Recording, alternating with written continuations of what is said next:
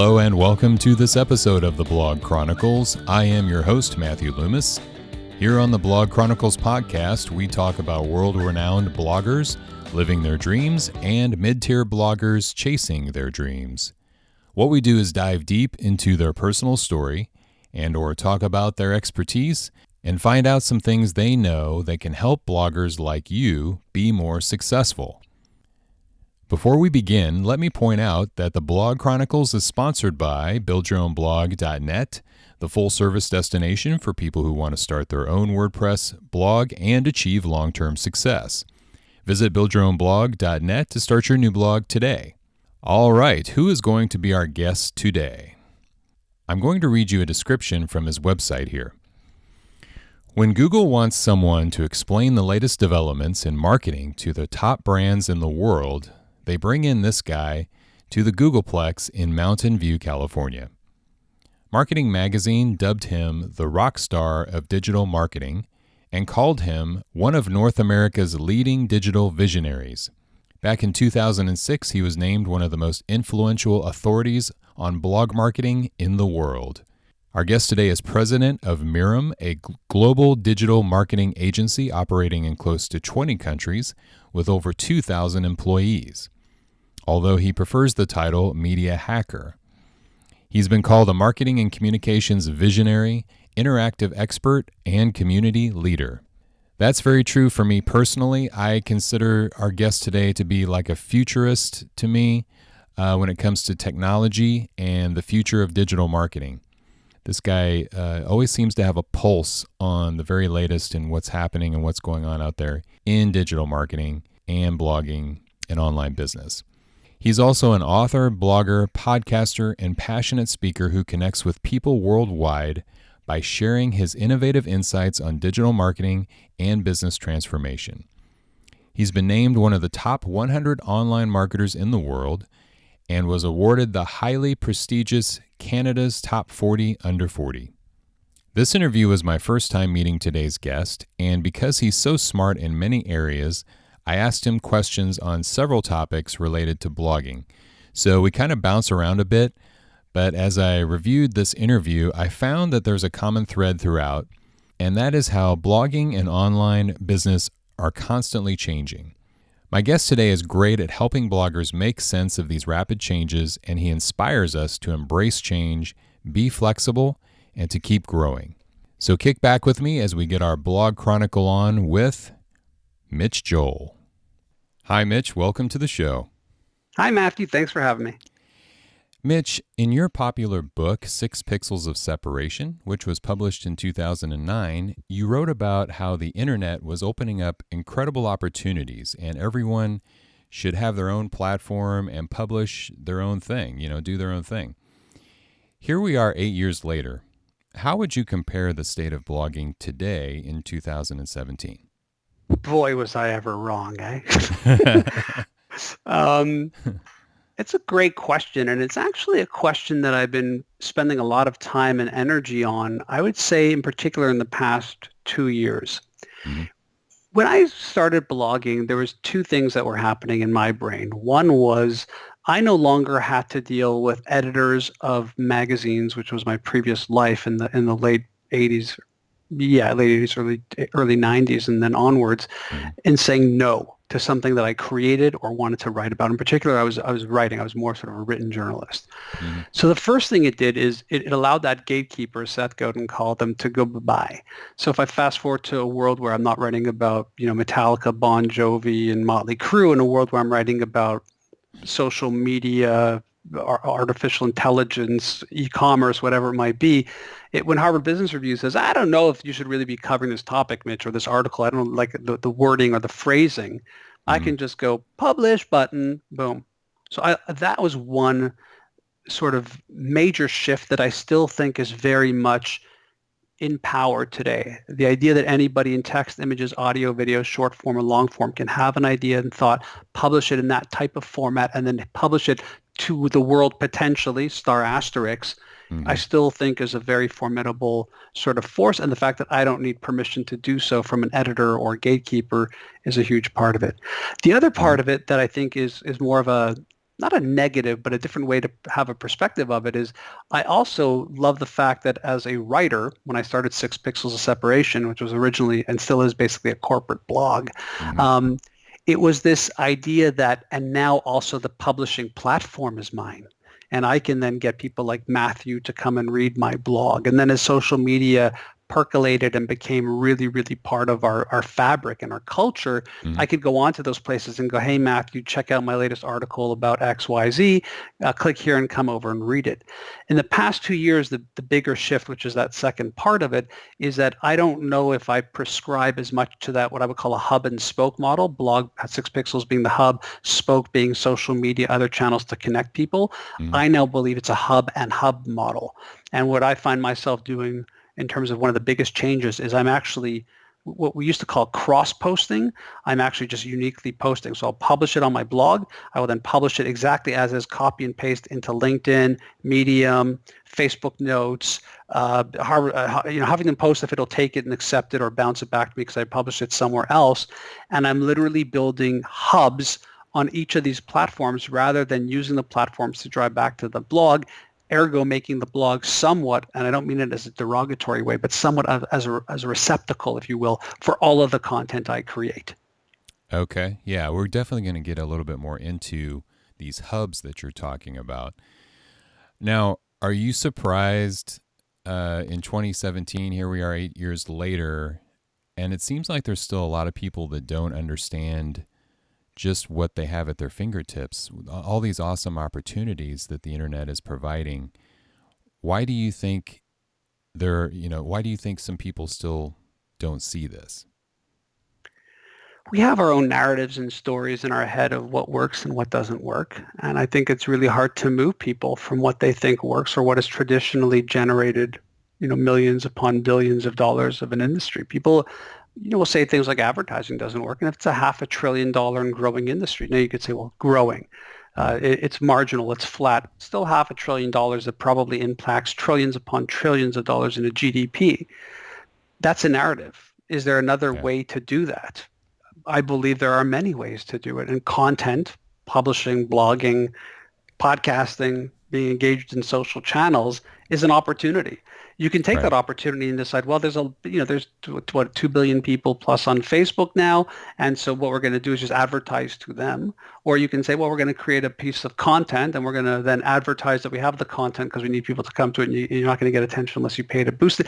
And there's so many Mm-hmm. ways that you can think about it, right? So for me, Yeah. it comes more from that specter of what is the narrative and can you convince anyone in the business to do it? I feel really fortunate, right? When we started the agency, started in 2000, I joined in 2002.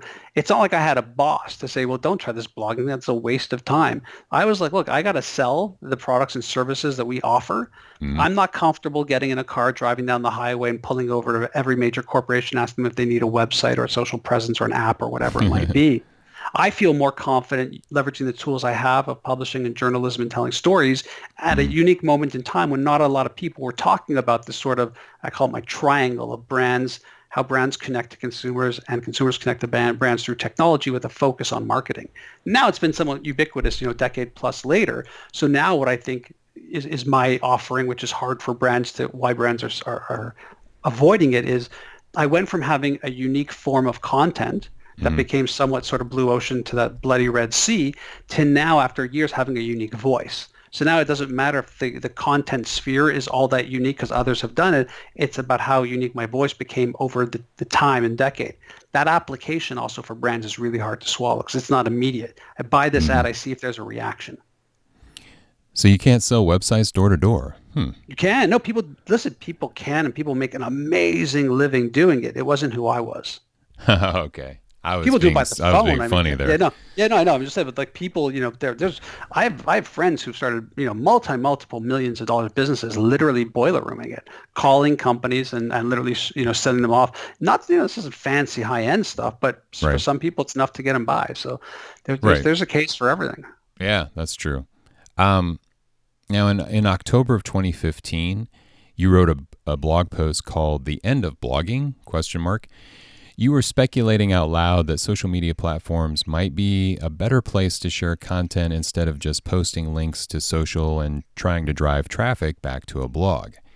18 months later, has time proven that to be true, or is it still important for a blogger to own their own website? Well, that's the hub and hub model we just spoke about. I mean, there you go. So it's funny. Look, I write so much, I often don't remember what I wrote. So even when you start a question like in October 2010, I'm like, oh my God, where's my Google? I got to find out what he's talking about. I don't remember. Look, I think blogs allow me to be very forgiving and to change my mind literally moment by moment if I want, which is something that you could never do in this sort of pre-social publishing world. But I do think that that is an amazing opportunity. I'm finding hundreds upon thousands of people every month starting to follow me, for example, on Medium.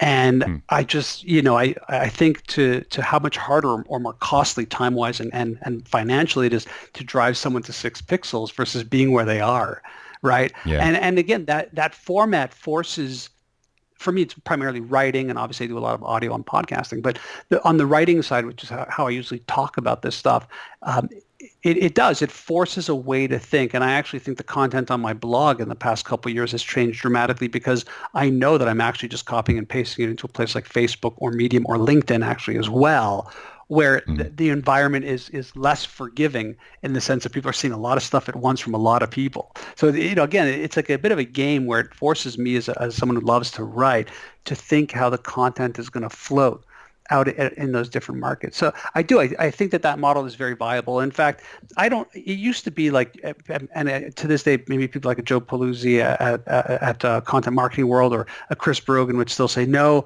don't build on rented land, build on owned land. And again, that's why I look at 6 pixels of separation as a bit of an anchor or that receptacle for all my stuff. So it is there, but I actually spend more of my gardening and energy once those pieces of content are posted again on, Medium, Facebook, and LinkedIn, and working within that community, like what people say, if someone shares it, thank them. And I just find that that's sort of, I don't know the word, but it's like, your blog is like this hardcore destination, but being out in the world is a lot softer, if you know what I mean. It's almost like wet newspaper, papier-mâché type of stuff.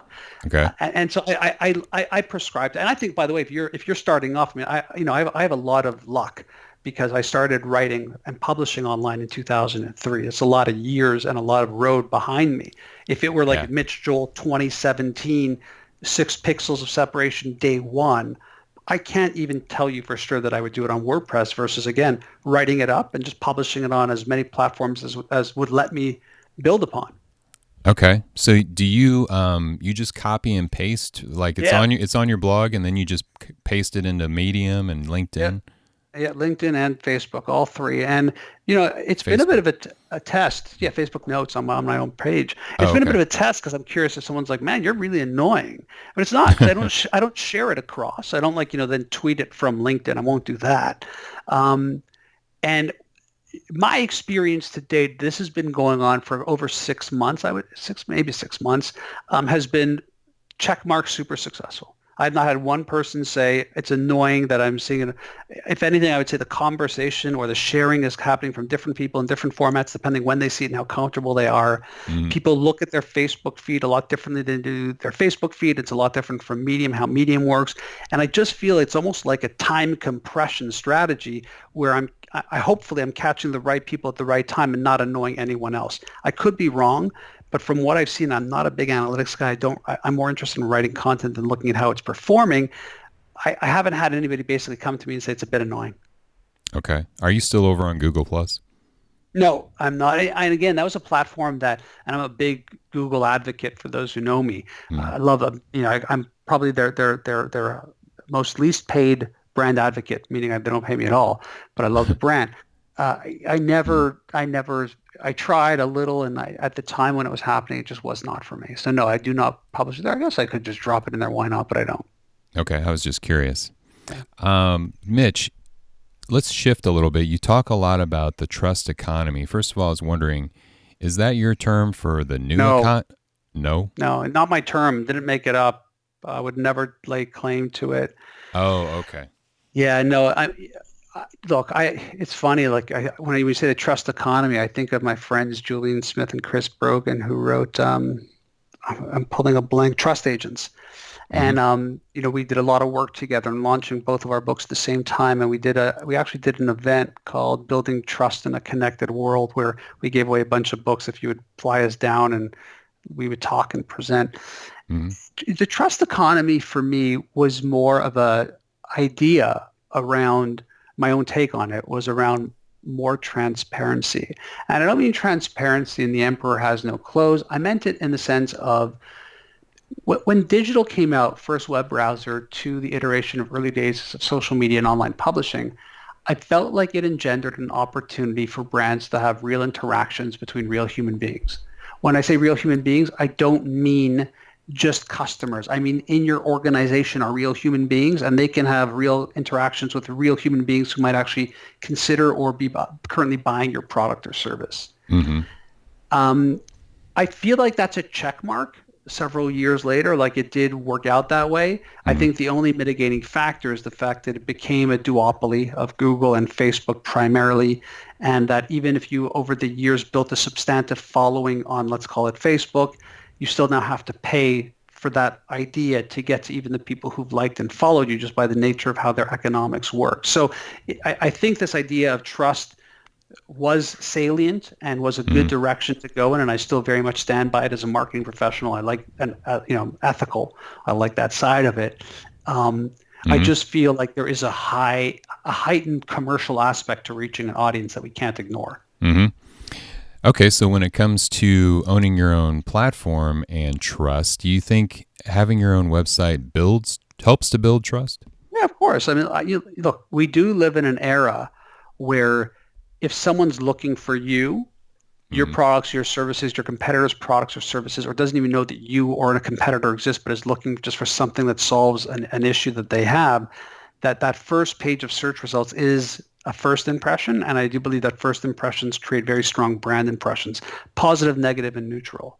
Right. And that, again, it's somewhat semantic in 2017 to say this, but not being present in a digital channel, I just don't know how that's even a part of being in business, unless you have a very specific and weird business where the idea is to not be found or have people buy from you, which some people have that as business models. They're just strange. But what about Google Plus? Well, look, I don't know why you're harping on Google Plus. I feel like Google Plus is just dead. I mean, I just don't feel like the audience is there, that it's a growing platform, that there's an investment from Google, that it's something that is being iterated on. I don't even know what it is, and I'm saying that not to be facetious or I'm on to the next cool thing. It's just in my sphere, it never clicked. It didn't click with the audience that I had, and regardless of the numbers they were touting, I just didn't feel the same uptake that I've seen on other platforms since then, whether you look at an Instagram, a Snapchat, Facebook, or whatever. I think that Google has a very powerful social layer of content that we're now seeing in applications like Google Maps, and if you have Android now, the voice, the assistant, and so I think there's very powerful social components there. I just don't know as a destination, why that's even part of the vernacular. Clearly was not successful, and it just never resonated for me. Okay, you've also gone on to say you're a big believer in the importance of owning a stellar-looking website. Does this mean a solopreneur or a small business should invest as much money as they can into their website? Yeah, I mean, the world has changed. I think that we live in a bit of a different world now where would I use the word website so much as what I would say a mobile first experience? Would I say design versus think about the fact that people are consuming a higher level of image-based content, so pictures and videos over other things? Would I say that any piece of content you create should have social built into it? What do I mean by that? Simply that whatever you create, should someone like it, has the hooks built into it for them to share and talk about it, versus a sort of universal statement about a great web design. I mean, those statements were made in a world where I don't remember the proliferation of things like Facebook or mobile or what's happening in that world. That being said, when I talk about design, it's not just a visual aesthetic, it's a user experience and speed aesthetic. Right. That's the big thing that we see across the board now, is that, sites that perform faster do better. Sites that are, obviously much more like a Tinder or Uber or Instagram experience on a mobile is going to do a lot better than a responsive, smaller, lighter version of your website. I believe in that spirit, image-based, mobile-first, social by nature. And I say that in full disclosure, being do as I say, not as I do. Because Okay. I'm lagging dramatically behind in what would be the design of the core blog, 6 pixels of separation. It actually is changing. It's in production now.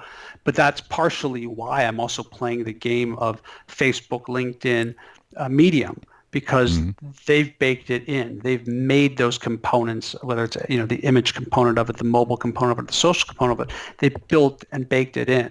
So that's sort of my narrative on it now. It's less about just sort of a website, because when you say that, I sort of shudder a bit and go, ugh, that's a bit antiquated at this point, isn't it? Yeah. You mentioned like good visuals and a few things there. Are there any other basics to having a great website in your opinion? Clearly there are, and I feel like sort of going into a, usability design 101 here, one would be disingenuous because I think there's tons of great content out there. I Mm-hmm. also think the beauty of the sophistication and maturation of the space, just simply the fact that, we're moving into more antiquated experiences here. It's different for everybody. B2C is different from B2B, small, medium, large. If you're a sort of solopreneur designer versus you're trying to sell stuff, Shopify would be an answer maybe for that. So I don't know that there's also a sort of core like follow this. What I love about digital as a platform, as an experience, is that everybody's experience can be very much driven by their own performance indicators Mm-hmm. and outcomes. So you might be on Facebook and it's really fun for you to sort of fart around with your friends and do what you want to do. I might be on Facebook and go, here's my repository for publishing long form content. You and I are both not wrong. You know what I mean? Mm-hmm. We just both have our own ways and views of what we want to use each platform for. So I am not the guy to say uniformly this is what you should have. Right. Clearly, though, you want it to be a great experience on a smaller screen. Clearly, you want it to be findable. Clearly, Right. you want to be using a good linking strategy. Clearly, you want to be as visual and succinct and as unique as, but that to me is like, what makes things work? And it's like Yeah. 101 stuff.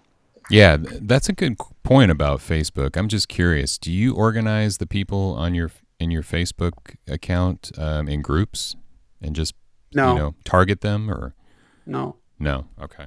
No, again, I live in a do as I say, not as I do world where I feel like people have an expectation, anticipation of me because of my experience in running digital marketing agencies and having success in being somebody who creates content and publishes it.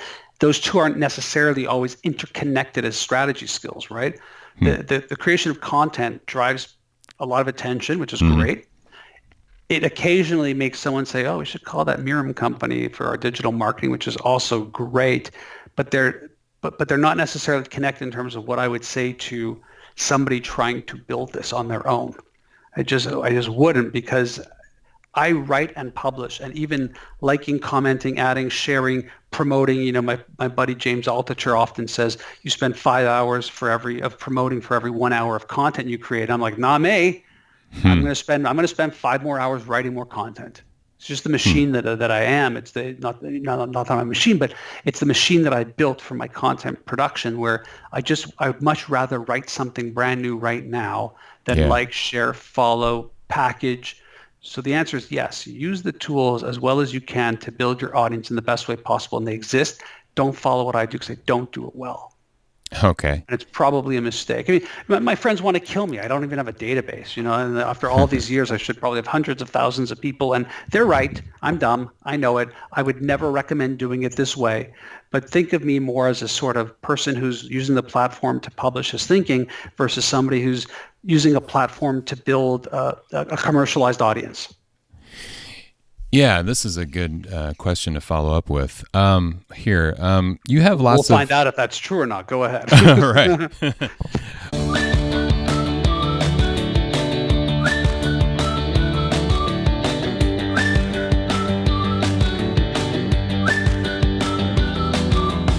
You have lots of positive things to say about social media on your blog, and yet you caution people to not let the internet devour you. And you said on page 158 of your book, Six See, you're Pixels going of to do this. Separation, Okay, go. quote, be curious about everything, but ruthless in what you get involved with, unquote. In this age of distraction, how does Mitch Joel avoid the social media distractions and stay productive while still using social media and the internet to promote his business? I've talked and published about this countless times. It's pretty simple. I have no notifications anywhere. Zero. Actually, that's not true. I've got one notification, and that's a specialized one for my spouse. Social media and checking stuff out is a proactive choice that I make, not reactive to a ping, beep, a vibration, tone, a pop-up. So that's strategy number one, and I sort of bucket that under the I'm going to manage my technology and not let technology manage me. Your phone is beeping and doing all that because that's its default. Its default can be changed. It's a choice. Right. Two is I prefer to spend my time with long form content. That doesn't mean a big article in The Guardian. It means primarily nonfiction books. So I'm not gathering necessarily inspiration or leads from that constant stream of links, headlines, and feeds and things like that. I'm sort of connecting disparate pieces of information. The content that I do spend time with digitally, I spend very little time with. I acknowledge and recognize the fact that work is primarily skimming. It's been created for somebody to get attention, to feed them an ad, to not necessarily have that much substance beneath it. That being said, because of the nature of my network and the years that I've been doing this, I'm often fed stuff from friends and people who I trust that I will obviously save, and that's why I'm probably the biggest fan of Pocket as an application. I think it's absolutely amazing. Pocket. Yeah, it's a great app. It just allows you to save everything and tag it, and then you just see it. You can read it, review it offline. You can sort it and organize it. So if I see an idea for a slide, a book idea, an article, I can just tag it, slide, book or whatever. And it's cloud-based, so it works everywhere on my computer, on my phone, on my tablet. It's just across the board great. So I use tools that sort of almost help me avoid it. Now, that all sounds very grandiose. There's no doubt that I'm sucked into the Facebook vortex or Twitter vortex or Instagram vortex like anyone else, or YouTube vortex for sure as well. But I have to be able to acknowledge where am I learning and growing and what's just entertaining. And again, the mind is a simple thing. It wants to just be entertained. So I just watch my diet just like you would on your food consumption or your exercise. Yeah, that's good stuff. I'm going to go back to your first book again.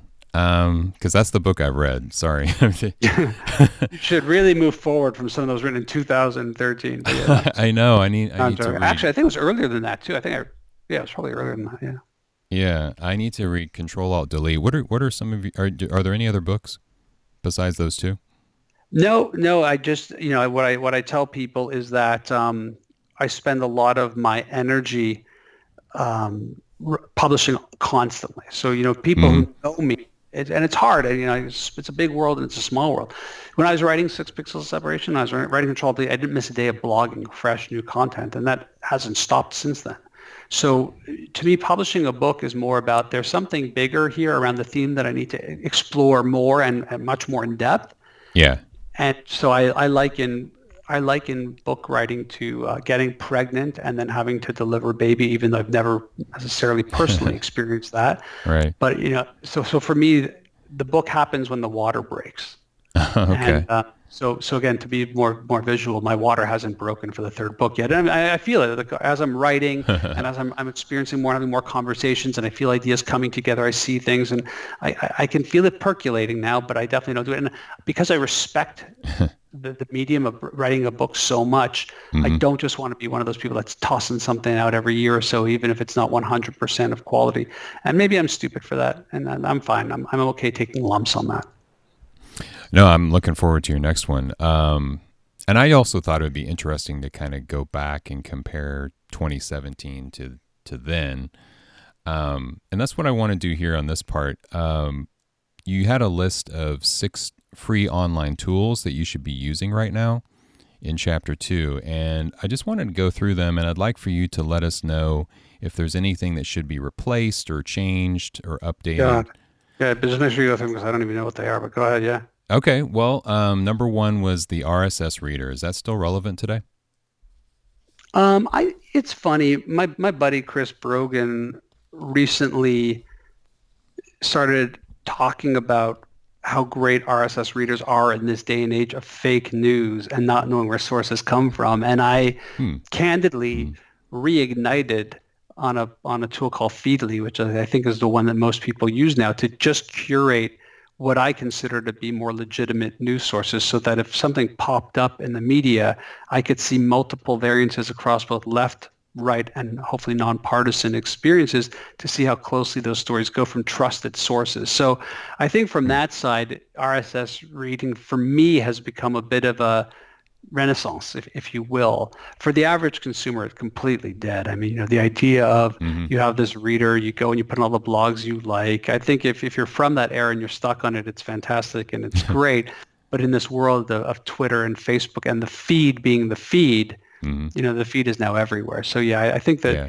Facebook news feed, Instagram's feed, Medium's feed have definitely replaced the RSS feed these days.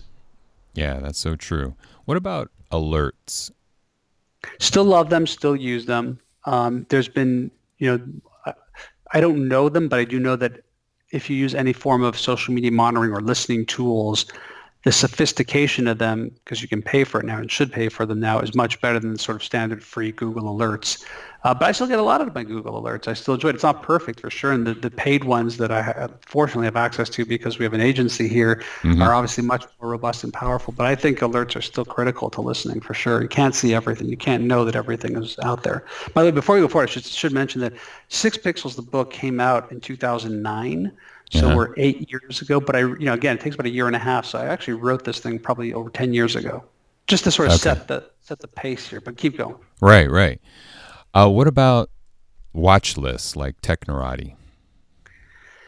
Well, Technorati definitely not. I mean, it's not really around. Watch lists were really a way in which you could see which blogs were gaining speed and propensity, and I believe that that's been replaced just by Facebook pages, LinkedIn pages, and things like that. So pages within the network still have value, right? So I can go into your Facebook page and a pretty, without having much level of sophistication, figure out, is this guy legit or is he struggling to build an audience? People like Gary Vaynerchuk will say, you can claim to have 100,000 fans on Instagram, but we know you bought them if only 27 people like that picture, right? So that sort of model does exist, where I feel, again, like what was once a centralized place for people to see how legitimate a blog source was from incoming and outbound links and other tools. I Right. feel like we've just gotten more sophisticated to the point where we can eyeball an Instagram account and know if this person is legit or not. Very good. Number 4 was Google Blog Search. Is that Yeah, still around? I don't think so. I mean, maybe someone's going, yeah, of course it still is, you idiot. Google News, I mean, just Google News in general probably sucked it all in. Where if there's anything, if there's anything I want to know about current, let's call it a brand, yeah, Pepsi. I don't just Mhm. Google Pepsi. I go into Google, hit Pepsi, but then click on the news where I could see the latest feed. So I would say that Google News is probably the closest thing to replacing a blog search tool. But again, you could look at other social media listening tools that I'm sure have very sophisticated blog searching capabilities in there. And Okay. there's a lot of plugins too. I think there are tools, that's true, probably browser extensions, Google Chrome and the like, Firefox, that have the ability to probably have a lot of information off of pages you're looking at. Okay. Number 5, I'm sure you'll agree they're still quite relevant today, and that's search engines. Yeah, I mean, search is everything. I mean, I think we've seen a diversification of search engines. You look and see, things like YouTube being the second largest search engine in the world. You think about anything commercial you want to buy. A lot of people don't go into Google; they'll go directly into Amazon and use Amazon search there. Voice. If you look at things like what's happening with platforms like Siri or Alexa or Cortana, searching by voice. Hmm. So yeah, I mean, there's no doubt. Just look at the overall revenue of Google. Search is still a very powerful engine. Right. And number 6 was Google Trends. I know that's still around. Do you use it? No, I don't. But again, the ability to use social tools to capture trend. I mean, a lot. It's funny. A lot of these things were very much commercialized and then packaged together. And Hmm. you can look at all of these sort of amazing tools. I don't have to name them. They're all out there. Just do a quick search. That they're based off of the pillars of probably these 6 tools that have been integrated into much more sophisticated, powerful listening tool for sure. Okay. Now I'm going to go to one of your former articles again, but this one was in 2015, so it wasn't too far ago. You wrote an article. Retroing it up with me here, Matthew. I love it. We're going retro with Matthew. It's great. Yeah, well, this was a great one. It was called, in 2015, you wrote on your blog, automated, or no, I'm sorry, this was you have a column on a website. It's called Automated Creativity is Inevitable and a Good Idea. Oh, that's actually brand new. That's not 2015. That was literally 2017. That was my latest column for Strategy Magazine, where I've been writing. It's probably my second column for them. I'm writing. That's right. Yes, that's brand new. That's literally. No, we've now jumped into modern times. This is very exciting.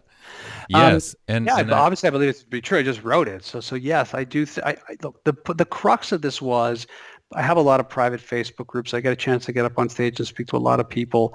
And one area that I have a lot of excitement around is obviously where we're going with machine learning and artificial intelligence. And there's a narrative that we want to place. The only thing left for human beings will be our creativity, and that the robots will do the rest and the algorithms will do the rest. Yeah. I wonder what makes us so smart to say that AI is going to come in and it's going to stop at creativity. And we already see examples now where artificial intelligence is writing things like articles in well-known newspapers. It is doing things like beating the most sophisticated poker players. It has already written scores for movies that sound fantastic, and on and on. And it's early days, and I cautioned everybody who says that are the same people who said, why would I ever need to do anything but speak on a phone? I don't know how to type with my thumbs. I could never type without a keyboard. I have to type on glass now. And it just go through the litany of my life that I had in watching the evolution of technology. And I think it would be silly for us to sit here and think that a technology that's able to drive us better than any human can in a car will stop at the notion of creativity, that would not be able to take billions upon billions of inputs and come up with something that would emotionally move a human being. I don't know. I just think we're giving ourselves too much credit. Yeah, it's a fascinating topic. And so I want to put it in a blog context. Are you saying that there could one day be a robot that's a popular blogger? I believe there are currently blog posts that are written by non-humans that do quite well in the marketplace. I would love to believe that, yes, that is an inevitability, as Kevin Kelly would call it. I believe it is. That being said, I don't know that even if that were the case and it were able to outgame me, get more links, get more likes, get more followers, get more shares, that would stop me from being creative. Can it be that I might go into a voice navigated system and say, look at what happened with this Pepsi ad and the resistance. Look at what's happening over here with Amazon and this. Look at all the stuff I've ever created and pull together 800 words for me, that a system wouldn't be able to do that. I don't know if I could say that that's never going to happen. All right. Yeah, it's going to be really interesting. How soon do you see this happening? So I mentioned Kevin Kelly. Kevin Kelly wrote this book called The Inevitable. He's written many books. He's a great writer. He's one of the co-founders of Wired Magazine. You know, when we use the word futurist, I think it's tossed around a lot. I actually think he's a futurist. And if you read his books, you'll see why. And I had Kevin on my podcast, 6 Pixels Separation, a while back when he released that book, The Inevitable. And we were talking about that. And I kept pushing him, well, how long?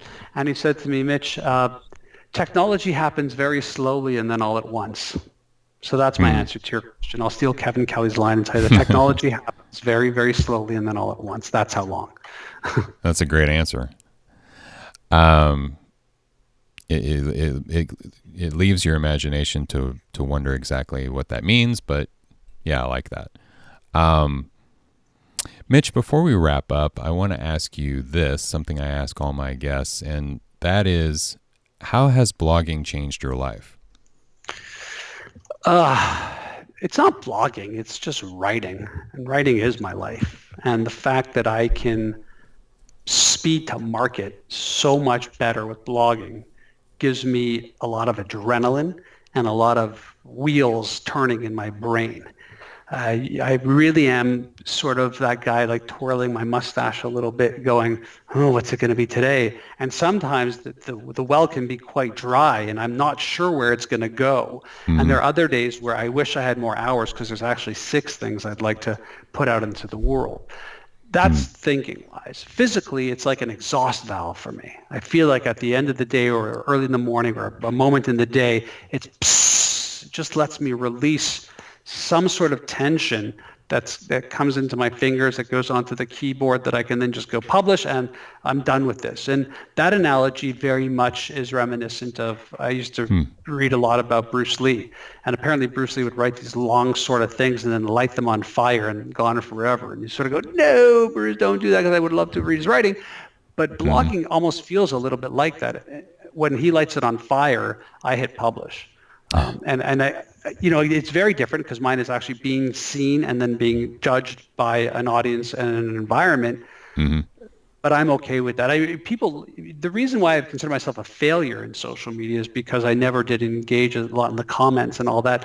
And it wasn't that I'm not a likable, personable, accessible human being, or I don't care that, I don't want to give someone a digital high five for reading my stuff. All that is totally true. I just felt like I sort of said what I wanted to say, and I left the space underneath it for everybody else to say something.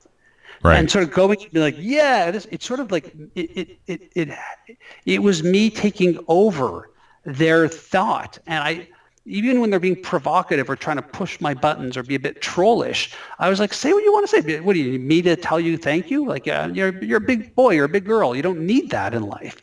Right. And that was to my fault, and probably still is to this day, but it ties back into sort of how I just see the experience. All of that is what it's given me and brought me. And I just really love, I don't know how else to say it. It's not blogging. I just like writing. And I feel very fortunate that I can hit that publish button and have access to it. And because of that, I respect it. I don't just want to publish anything. So I really do think and spend a lot of energy on it. And that can be frustrating because other people don't. And they just sort of publish anything for links, clicks, and likes and shares. And I'm a victim of that, right? My success is a victim of all that stuff. But I respect it. Same as writing a book. Like I said, I think, really candidly, I could have written a whole bunch of books based off of the content I output. I just don't feel like there's a book there yet. Great. So, do you call yourself a blogger? I'm just curious. Not as a, I struggle with all that stuff, the titles, and I wouldn't tell someone like I'm a writer, I would say. A writer, okay. But I'm not really, like, even that, like I feel, I'm a writer, I'm an author, I'm a publisher. I tell people I'm in marketing. I tell people that I'm the president of an agency. And then when we dig deeper, I'll say I write a lot about the topic. I speak a lot about the topic. Yeah. But I'm not like, I've always struggled with that. And I have friends who've been very successful in helping people figure out, like, what's your 6 words and what's your elevator pitch? And I don't know if it's my Canadianness and always wanting to be apologetic and saying sorry and stuff like that. But I'm not, if I have many faults. One of them would be my lack of sort of brutal self-promotion. So I cringe even when people say, what do you do? I much prefer someone else can introduce me. Yeah. I was just curious because, I have seen some CEOs that will call themselves a blogger, but, I mean, other people do, right? Like when I'm introduced to them speaking, they'll say he's got a very successful blog. And I just find that it's strange because, like, again, what is a blog now? I just tell people I publish articles. Some of them are online, some of them are physical, some of them are more in a bloggy type way. I don't know. Awesome. Well, Joel, speaking of your content, before you go, tell us a little bit about your podcast and, like the name of it and where we can subscribe. Well, I got a bunch of podcasts. The main one that you're talking about is 6 Pixels of Separation. The easiest thing right now is mitchjoel.com. It'll redirect you over to all my stuff. You'll see a link to the podcast. It's in iTunes. I do a weekly show, very in-depth, long-form conversation. I've done over 560 of them without missing a weekend, so you can do the math. It's over 10 years of doing it. I love doing it. I started doing a similar show where I'm trying to have the same types of long-form conversations with bass players over at notreble.com/groove. It's called Groove, the No Treble Podcast, where I'm very slowly, it's a monthly show, trying to build the largest oral history of bass players in the world. I'm having a lot of fun with that. And then I've got my 2 sort of buddies from my metal days, Mark Striegel and Mitch LaFon. and we do a show called Metal Raps, WRAPS. And you can find that, again, just by Googling it, where, I mean, that's real. It's much more random, where we spend 15, 20 minutes just talking about what's going on in metal. I love the format. I just love sort of sharing audio. And so that's my little joy there. Okay. And if you're listening, everything that we mentioned today is in the show notes. Links are in the show notes. So, Mitch, this has been fascinating. Thank you so much for coming on the Blog Chronicles today. Oh, my pleasure. Thanks for having me. Thanks for tuning into this episode of the Blog Chronicles. If you enjoy the show, please subscribe on YouTube or iTunes and leave a rating or review to help other bloggers find us. If you do want to chat, look me up on Twitter @MattLoomis. Who is going to be featured on the next Blog Chronicles? He's a digital entrepreneur, marketing blogger, keynote speaker, digital strategist, consultant, and best-selling author from Down Under. That was a terrible Australian accent. Anyway, I'll see you next time on the Blog Chronicles.